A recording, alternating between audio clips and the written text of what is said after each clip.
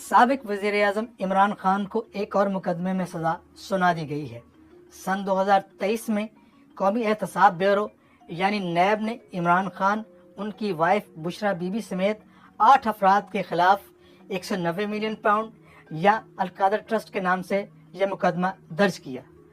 पहले ये जान लेते हैं कि यह मुकदमा है क्या।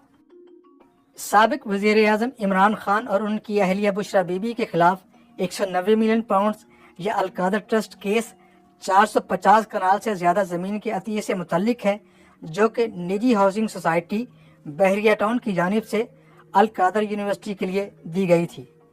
इमरान खान और उनकी अहलिया बुशरा बीबी अलकादर यूनिवर्सिटी के ट्रस्टीज़ में शामिल हैं। कौमी एहतसाब ब्यूरो का ये कहना है कि ये मामला अतिये का नहीं बल्कि बहरिया टाउन के मालिक मलिक रियाज और इमरान खान की हुकूमत के दरमियान तय पाने वाले एक मुबैना खुफिया मुआहदे का नतीजा है, जिसके तहत निजी हाउसिंग सोसाइटी बहरिया टाउन की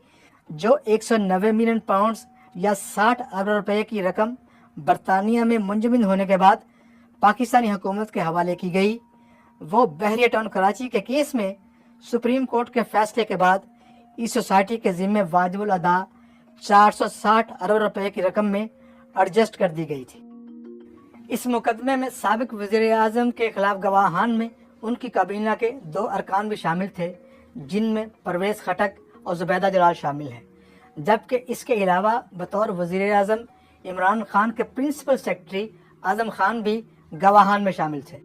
प्रोसिक्यूशन की जानिब से इस मुकदमे में 35 गवाहान को पेश किया गया, जिन्होंने अपने बयानात कलमबंद करवाए और फिर इमरान खान और बुशरा बीबी के वकला ने इन गवाहान को क्रॉस एग्जामिन भी किया।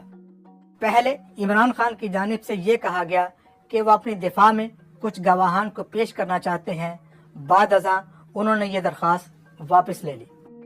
इस मुकदमे की कार्रवाई 13 माह तक जारी रही और अब अदालत ने इमरान खान को 14 साल और बुशरा बीबी को 7 साल कैद की सज़ा सुनाई है,